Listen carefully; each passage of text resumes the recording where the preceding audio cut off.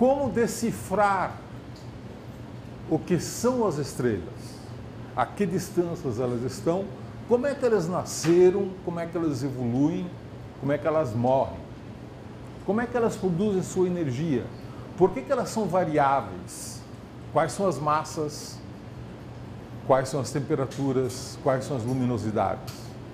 Essas coisas todas são essenciais para a gente entender o que as estrelas realmente são. O primeiro passo que a ciência, o cientista normalmente dá quando ele quer estudar algum tipo de animal, algum tipo de objeto, é classificar, procurar classificar, né? Então, se você quer estudar os pássaros, para entender um certo pássaro, você precisa entender como é que ele se insere na família de todos os pássaros. Então, ele é grande ou ele é pequeno? Ele é preto, ele é branco, ou que cor que ele tem? Ele tem bico comprido, tem bico curto, beija-flor ou come carniça? Todas essas coisas fazem parte de um esquema de classificação, né? Por exemplo, gostaríamos de saber qual é a temperatura de uma dada estrela, qual é a massa de uma dada estrela, qual é a luminosidade de uma dada estrela. Estas propriedades são propriedades intrínsecas, isto é, são propriedades próprias da estrela, não dependem da distância que nós nos encontramos dela, né? O brilho de uma estrela no céu não é uma propriedade intrínseca da estrela, depende da distância que ela se encontra. Estrelas mais próximas são mais brilhantes, da mesma classe, da mesma categoria. As mais próximas são mais brilhantes, as mais afastadas são mais fracas. Então o brilho aparente não é uma propriedade intrínseca de uma estrela. Nós temos que derivar propriedades intrínsecas, tais como luminosidade, temperatura, massa, que são propriedades que podem ser derivadas por qualquer astrônomo em qualquer planeta, em qualquer sistema solar ou estelar, né? Antigamente, os astrônomos não falavam em brilho das estrelas, eles falavam em tamanho das estrelas, porque eles achavam que as estrelas eram corpos que estavam fixos numa esfera de cristal, né? a chamada a esfera das estrelas fixas, e que cada estrela representava um tamanho diferente. Então, aquelas estrelas que tinham um tamanho maior, elas brilhavam mais. As estrelas que tinham um tamanho menor, elas brilhavam menos. E eles chamaram a isso de magnitude. Magnitude seria, digamos assim, sinônimo de tamanho aparente no céu, tá? Por volta do ano de 150 a.C., houve um famoso astrônomo, um grande cientista de fato, chamado Hiparco. Entre os vários trabalhos importantes que ele fez um catálogo de estrelas do céu. Mediu a posição e mediu a magnitude dessas estrelas. E dividiu a magnitude das estrelas no céu em 6 classes. Magnitude 1, que são aquelas maiores, né? Magnitude 2, que são aquelas que são um pouquinho menores, 3, 4, 5 e 6, que são as estrelas menores, que é aquelas que mal podem ser vistas a olho nu. Essas são categoria 6. Então, foram essas 6 classes de estrelas que foram estabelecidas por Hiparco, por volta de 150 anos antes de Cristo. O Tycho Brahe, que foi um outro grande cientista, que fez medidas extremamente importantes de alta precisão no céu, que permitiu ao Kepler derivar as importantes leis de Kepler, o Tycho Brahe chegou a fazer uma escala física aparente das magnitudes, né? Ele definiu as estrelas de magnitude de primeira magnitude, primeira grandeza, como tendo 2 minutos de arco no céu. 2 minutos de arco. Lembre-se, a Lua tem um diâmetro aparente de 30 minutos de arco. Então, para Tycho Brahe, a estrela Sirius, por exemplo, que é uma estrela de primeira magnitude, deveria ter aproximadamente 2 minutos de arco no céu, 1/15 do tamanho da Lua. Isso era mais ou menos o que o Tycho Brahe imaginava, né? E que as estrelas de magnitude 6 eram bem menores e tinham aproximadamente 1/3 de minuto de arco, quer dizer, 20 segundos de arco, seria o tamanho das estrelas menores, né? Nessa gravura aqui, que é muito famosa, vocês já viram muitas vezes, vejam como eles concebiam as estrelas no céu, né? Está aqui a Lua, e vejam que as estrelas mais brilhantes, elas são maiores, enquanto que as estrelas mais fraquinhas, elas são menores. Somente no século XIX, em meados do século XIX, foi quando conseguiu-se medir pela primeira vez a distância de uma estrela. E percebeu-se que a distância dessas estrelas mais próximas, para as quais podia-se medir a paralaxe trigonométrica, eram distâncias enormes. Eram distâncias muito grandes. E aí percebeu-se que esse negócio de dizer que o brilho da estrela estava associado com o tamanho, não fazia sentido. No ano de 1856, um sujeito chamado Pogson resolveu estabelecer uma escala que associava as magnitudes de Hipparco, as 6 categorias de magnitude, com a intensidade, com o fluxo de luz da estrela. Porque então eles já conseguiam fazer uma medida da luz. Como é que eles faziam essas medidas da luz?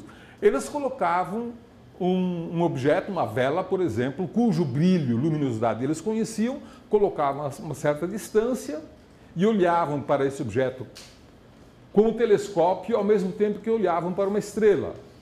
Como eles sabiam o fluxo da vela, eles podiam derivar o fluxo da estrela, visualmente. Então, aí isso passou a se chamar de fotometria. Fotos, luz, metros, medida. Ambas palavras derivadas do grego, né? Ele estabeleceu que a escala de magnitude de Hipparco, m para a magnitude aparente, seria aproximadamente menos 2,5 o logaritmo do fluxo da estrela mais uma constante. Aí vocês vão se perguntar, mas por que uma escala tão bizarra, né? Uma escala tão bizarra? Porque esta fórmula descreve razoavelmente bem a escala de magnitudes do Galileu, né? Então, vejam que o olho... Galileu, desculpe, Hipparco. Foi Hipparco que definiu as escalas de magnitude, não Galileu, né? Vocês vejam que o olho humano tem uma sensibilidade logarítmica para a intensidade. Aí vocês vão se perguntar, mas logaritmo, o que é mesmo logaritmo? O que é uma escala logarítmica? Bom, 10 na potência de 0 é 1. 10 na potência de 1 é 10. 10 na potência de 2 é 100. Então, nós dizemos que o logaritmo de 100 é 2. O logaritmo de 10 é 1. O logaritmo de 1 é 0. Então, vocês vejam que, por causa da escala de Hipparco, que dizia que as estrelas de primeira grandeza, de primeira magnitude, são as mais brilhantes, ficou uma escala invertida, menos 2,5 logaritmo de fluxo. Então, quanto maior o fluxo, menor a magnitude. Tá certo? Portanto, é uma escala não física. E se usa isso até hoje, corriqueiramente, magnitude em vez de fluxo. Na astronomia óptica, quanto mais brilhante, quanto maior o fluxo de uma estrela, menor a magnitude. Quanto menor o fluxo de uma estrela, maior a magnitude. Tá certo? Muito bem, vocês vão se perguntar, e essa constante C aqui? Essa constante C, ela precisa ser calibrada, né? O Hiparco não calculou essa constante C, apenas definiu o conjunto das estrelas, e essa constante, então, foi calibrada com a estrela Vega. A estrela Vega é uma estrela quente, muito brilhante, e a estrela Vega, então, foi definida como tendo magnitude zero. Ele é o zero, Vega é o zero da escala de magnitudes, né? Então, se Vega tem magnitude zero, então você pode medir o fluxo de Vega e definir quanto vale C, a constante, tá certo? Foi assim que foi definida, então, essa constante C, e é essa constante que nós usamos na escala de magnitudes moderna, né? Ela é calibrada pela estrela Vega. No entanto, essa constante, ela é usada muito pouco, na verdade. Por quê? Porque as estrelas, elas são definidas normalmente em termos relativos. Então, se você tem duas estrelas, uma estrela 1 e uma estrela 2, você pode medir o fluxo F1 e F2. Então, a magnitude M1 menos M2 é definida por essa fórmula. E a constante desapareceu, né? É a razão entre os fluxos das duas estrelas, multiplica por, tira o logaritmo, multiplica por menos 2,5, você tem a diferença de magnitude. Esse é o delta M, é o M1 menos o M2, né? Então, vocês vejam que esta é a fórmula que é muito útil e muito usada na fotometria moderna, né?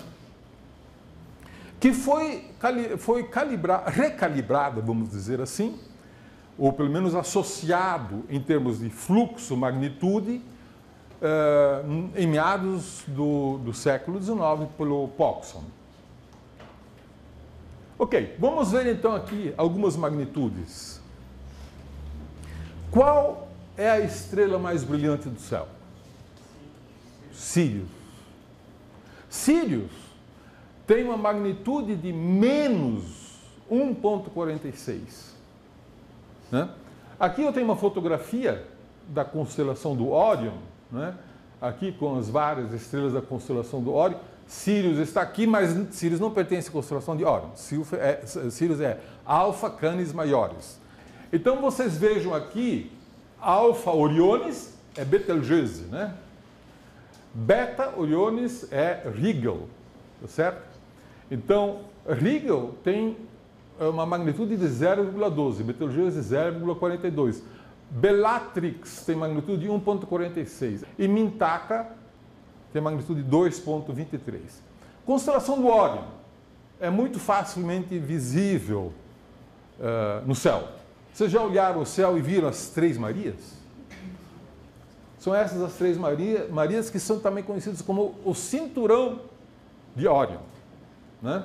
E Mintaka é uma das Três Marias, né? E nós vamos estudar numa outra aula que logo abaixo aqui das Três Marias tem mais 3 estrelinhas, certo? Errado. Porque a do meio não é uma estrela, é um berçário de estrelas. É a nebulosa de Órion, onde milhares de estrelas estão nascendo. E aqui tem uma outra nebulosa, que é a nebulosa da Rosetta. Então vocês vejam que a estrela mais brilhante do céu tem uma magnitude negativa, né? A rigor, a estrela mais brilhante do céu não é Sirius, né? A estrela mais brilhante do céu é o Sol. Qual seria a magnitude do Sol? O Sol teria magnitude menos 27, estaria muito, muito distante. Claro, quando o Sol aparece, Sírius desaparece no céu. Não é que Sírius desaparece do céu. O Sol é tão brilhante que a luz do Sol ofusca a luz mesmo da estrela mais brilhante do céu, que é Sírius, né? O que nós podemos falar sobre a cor das estrelas? Nós já vimos que o brilho de uma estrela, a magnitude de uma estrela, é uma propriedade aparente, não é uma propriedade intrínseca da estrela. E a cor? A cor é uma propriedade aparente, depende da distância da estrela? Ou a cor quer dizer alguma coisa sobre as estrelas? Quando vocês olham para o céu, vocês podem ver que algumas estrelas parecem avermelhadas.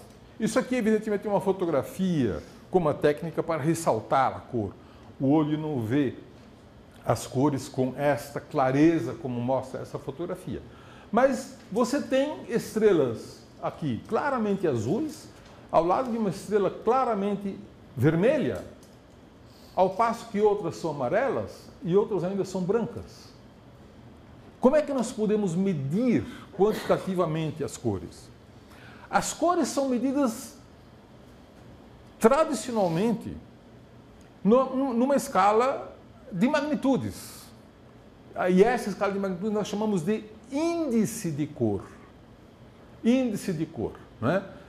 Quer dizer, nós usamos filtros especiais, como o filtro V, de visual, que se aproxima da resposta do olho humano, filtro B, que vem de blue, azul, e filtro U, de ultravioleta, né? Então, esse sistema de filtros UBV é o sistema mais clássico, mais conhecido de filtros para se medir a cor de uma estrela.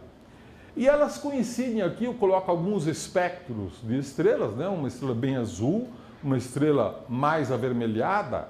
Vocês vejam que numa estrela bem azul, o filtro U comparado com o filtro V vai pegar mais luz do que o filtro V. Já numa estrela mais avermelhada, o filtro U vai pegar menos luz do que o filtro V, né?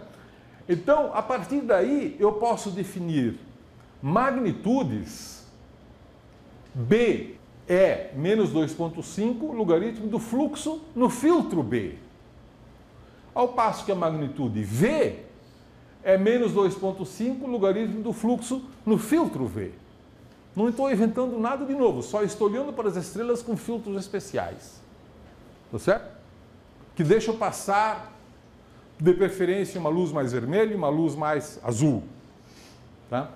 Se eu fizer a diferença desta equação menos esta, eu vou ter B menos V é igual a menos 2,5 logaritmo do fluxo do filtro B dividido pelo fluxo do filtro V. E este B menos V, que eu chamo de índice de cor. Isto define a cor de uma estrela. Tá? Então, uma estrela muito azul, como Rigel, Sirius, vão ter um índice de cor bastante negativo. Lembra-se que negativo é intenso, intenso no azul, B. Enquanto que uma estrela mais vermelha, como Betelgeuse, que é bem vermelha, vai ter um índice bastante positivo. Tá? Mas com isso eu consigo fazer uma fotometria, a medida da luz, de uma forma bastante precisa. Muito mais precisa do que com o olho humano, né? E Vega, por definição, tem magnitude zero no filtro V e tem também magnitude zero no filtro B, por definição. Portanto, o índice B menos V de Vega também é zero. Agora vamos ver como é que se mede a distância de uma estrela. E a questão da distância das estrelas sempre foi uma preocupação dos astrônomos ao longo da história, né? E muitas vezes se usou o argumento de que as estrelas não apresentavam paralaxe para dizer que as estrelas estavam todas à mesma distância. O que é paralaxe? Paralaxe, vocês podem entender facilmente se vocês imaginam que vocês têm uma estrela relativamente próxima de você e uma série de estrelas muito distantes, as estrelas de fundo, que seriam, digamos, as estrelas fixas, constantes, né? Na medida em que a Terra gira em torno do Sol, aqui está o Sol, num dado momento a Terra está na posição 1, você vai ver esta estrela na posição B. 6 meses depois, a Terra vai estar aqui. Tá certo? E esta estrela aparentemente mudou de posição. Ela não está mais em B, ela está em A. Então ela andou com relação às estrelas de fundo. A este movimento nós chamamos de paralaxe. Tá certo? Eu poderia pegar um lápis e colocar o lápis aqui pertinho de mim. Se eu fechar um olho, o lápis vai estar projetado na parede lá. Se eu fechar o outro olho, ele está projetado na janela. Tem uma paralaxe, né? A fotografia é diferente. Se eu colocar esse lápis a uma distância muito grande, não importa muito se eu fecho um olho e o outro, ele está praticamente na mesma posição. Então, a paralaxe me permite fazer uma medida da distância, né? E esta é a paralaxe trigonométrica, porque a partir do ângulo que a posição aparente define, este ângulo θ, nós chamamos de paralaxe. É a medida da paralaxe, o ângulo θ, né? Então vocês vejam que para definir a distância de uma estrela, do Sol a essa estrela, ou da Terra a essa estrela, eu preciso medir a paralaxe θ e saber quanto vale uma unidade astronômica. Vejam, θ é a metade desse ângulo total, é daqui até aqui, tá certo? θ é este ângulo aqui, não o ângulo total. Portanto, eu tenho que usar para definir a paralaxe, para definir a distância, uma unidade astronômica, que é a distância da Terra ao Sol, e não 2 vezes, que seria o diâmetro. Isso é um pequeno detalhe que é importante que vocês notem, tá certo? Muito bem. E em que unidades nós medimos essa distância? Essa distância nós chamamos de parsec. O que é um parsec?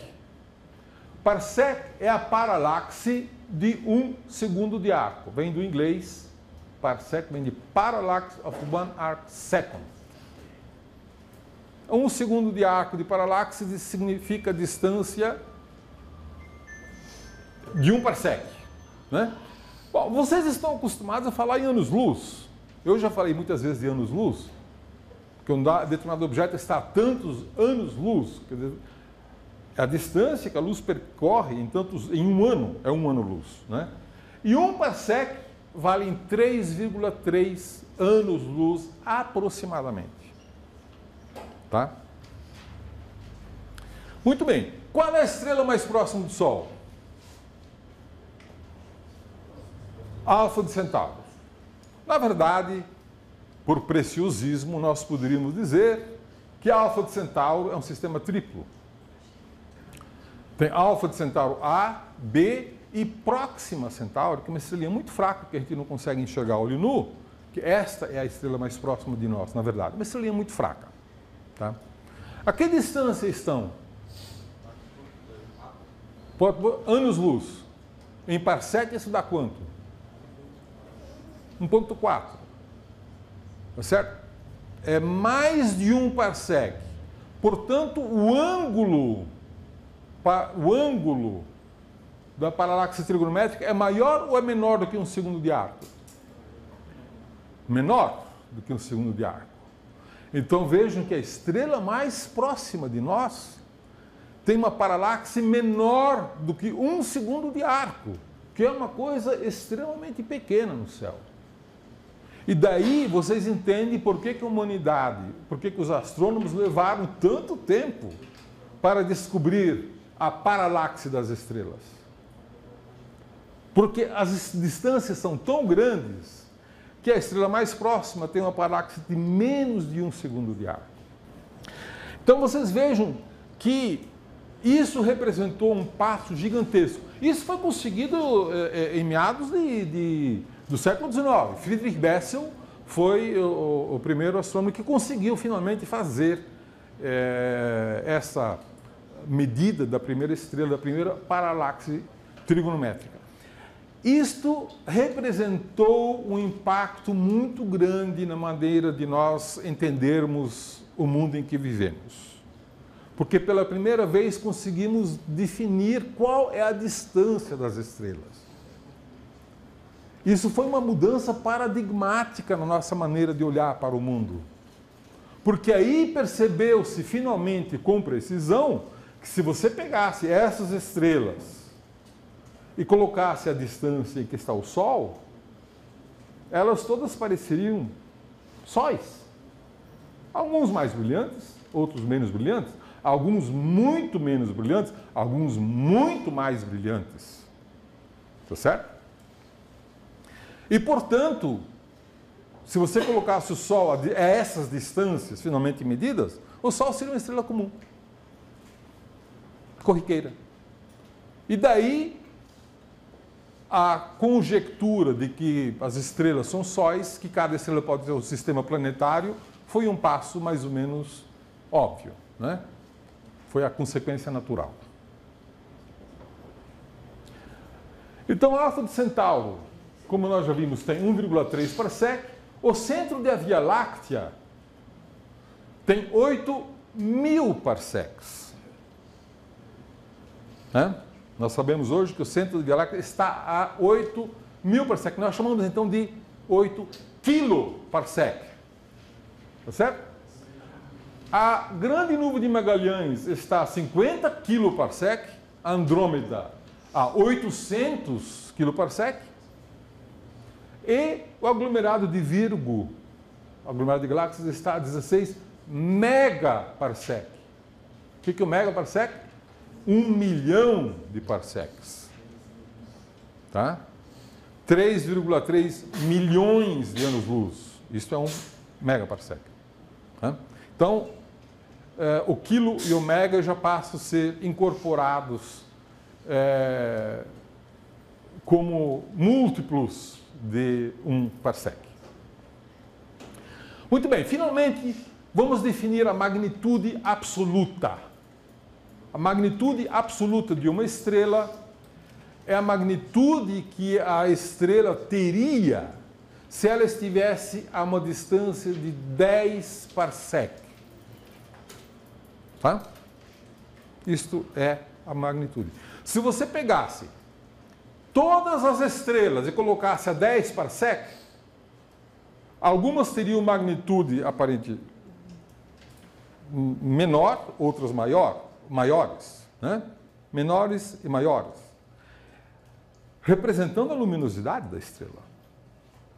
Algumas são mais luminosas que outras. Então você veja que a magnitude absoluta está relacionada com a luminosidade. Tá? Portanto, a magnitude absoluta é uma propriedade intrínseca da estrela. Tá? Que não depende da distância. Isso é uma coisa muito importante de nós entendermos, né? Algumas magnitudes absolutas. Por exemplo, a estrela Próxima Centauri, que é a estrela mais perto de nós, depois do Sol, ela tem uma magnitude absoluta de 15,5. E a luminosidade dela, comparado com a luminosidade do Sol, é de 6 milionésimos. Ela tem uma luminosidade de 6 milionésimos da luminosidade do Sol. Tá? Isso dá magnitude 15,5. A estrela de Barnard, que é uma outra estrela famosa, tem uma magnitude absoluta de 13,2 e ela representa 4 décimos de milésimos da luminosidade do Sol. Essa é a luminosidade integrada da estrela de Barnard, né? Aí nós temos o Sol, que tem uma luminosidade, por definição, de uma luminosidade solar, certo? E tem uma magnitude absoluta de 4,8. 4,8 seria a magnitude do Sol se o Sol estivesse a 10 parsec. Vocês já ouviram falar que o Sol é uma estrela de quinta grandeza? O que significa que o Sol é uma estrela de quinta grandeza? Não é que a magnitude aparente está na classe 5. A magnitude aparente é só menos 27, não 5. Mas a magnitude absoluta é aproximadamente 5. 4,83 para ser mais preciso. Por isso que o Sol é uma estrela de quinta grandeza, né? É uma propriedade intrínseca do Sol. Uma estrela de quinta grandeza, se o Sol estivesse a uma distância de 10 parsec, a magnitude do Sol seria de 4,8, aproximadamente 5, né? Daí, quinta grandeza, a magnitude absoluta do Sol. A estrela Sirius tem uma magnitude absoluta de 1,43, são 24 luminosidades solar, e Betelgeuse tem uma magnitude de menos 5,6. O que significa isso? Que a luminosidade de Betelgeuse é 700 mil vezes a luminosidade do Sol, quase 1 milhão de vezes a luminosidade do Sol, né? Então vocês vejam que quando você varia de magnitude absoluta de menos 5 a mais 15, você varia de quase 1 milhão de luminosidades solares para quase 1 milionésimo de luminosidades solares, né? Varia muitíssimo, de fato, né? Ok, com isso então nós sabemos o que é uma magnitude aparente, como definir uma magnitude aparente, como definir um índice de cor, como definir um parsec e como definir uma magnitude absoluta. E a magnitude absoluta é uma propriedade intrínseca de uma estrela. O índice de cor também. O índice de cor também é uma propriedade intrínseca de uma estrela. Não depende da distância. Então nós estamos nos aproximando de termos condições de fazer uma classificação das estrelas com base em propriedades intrínsecas, das propriedades próprias, não das propriedades aparentes.